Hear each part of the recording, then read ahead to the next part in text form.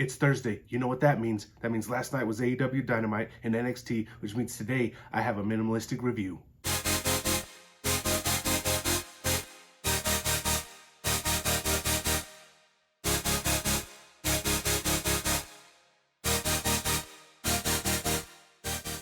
Dynamite kicked off with a celebration for -1. John Silver led the whole crowd in a happy birthday song dedicated to him.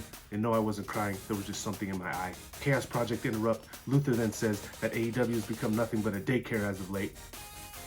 And that pissed off Dark Order, and they jumped the two. But then H2 came out to help them, but then Paige came out to help Dark Order, and this led to a big old match between H2, Chaos Project, the Dark Order, and Hangman Page. The match was kind of rough. Dark Order won, of course, but not before Luther got his face in the cake, because that's mandatory when there's cake out.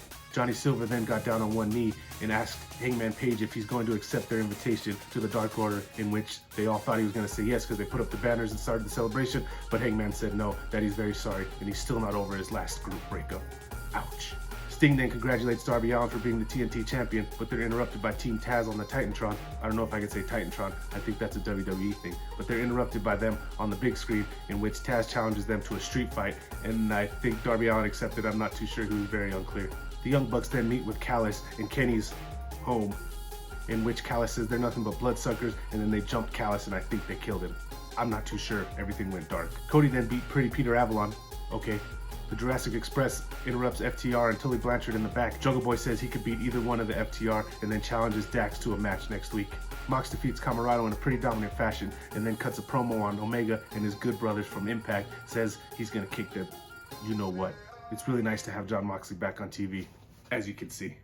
Eddie Kingston and Lance Archer then have a screaming match in the back ahead of their upcoming match. Kenny finds Callis in the locker room with a black eye. I'm glad that's all that happened to him. I thought he was dead, but he then made it slip that the Young Bucks did that to him. The Hardy Party then defeats Matt Sydal and Top Flight. JR was heavily critical of this match because of the out-of-control nature of the tag matches that happened in AEW, in which the wrong man tried to pin the legal man, in which JR said, does it really even matter at this point? Grumpy old man JR strikes again. However, Private Party are buying into the Hardy way, using a steel chair to secure the win, and then beating up their opponents after the match.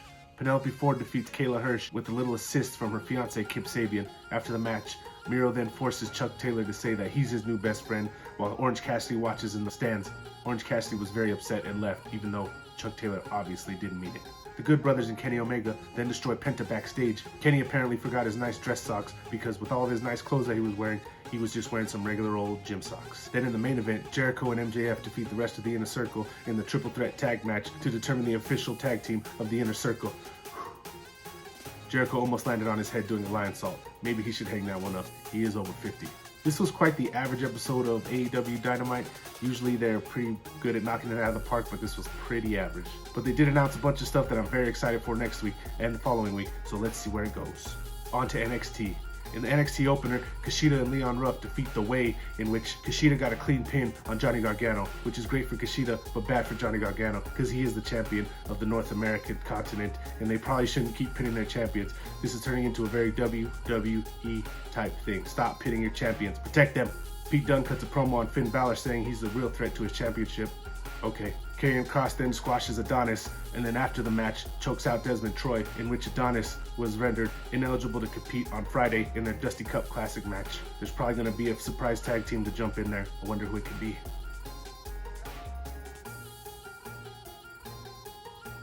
Also, Karrion Kross should be demanding a title shot. He never lost his title, was stripped from him due to injury. Why is he wasting his time on these nerds? Come on, Kross! MSK then gets a proper intro with a pretty goofy video package.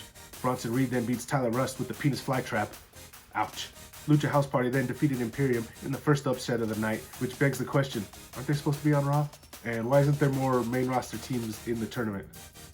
Then in the second upset of the night, Casey Catanzaro and Kaden Carter defeat Tony Storm and Mercedes Martinez, in which Io Shirai interrupted just a little bit to help them out. Casey Catanzaro hit an incredible Phoenix Splash type move in which she over-rotated and kind of landed on her back, which I think was a mistake, but it looked pretty damn awesome. Seems like Ricochet's finally rubbing off on her.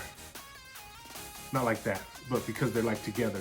You know, when people are together long enough, they're around each other, you know, it starts to...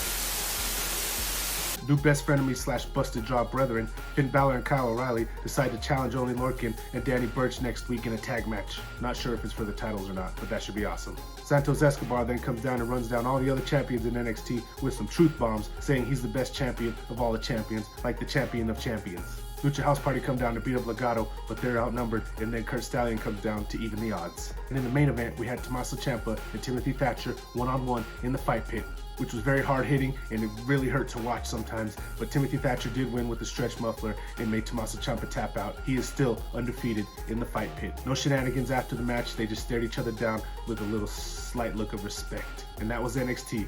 Pretty good show, pretty good tag team matches, pretty good in-ring action compared to the other show. Loving the Dusty Classic, loving the Women's Dusty Classic, loving the fight pit, and I'm loving everything. Let's go. Thank you everybody for watching. Check me out on Saturday. I'll be having a SmackDown review. Very minimalistic, very aggressive, very to the point, and very quick.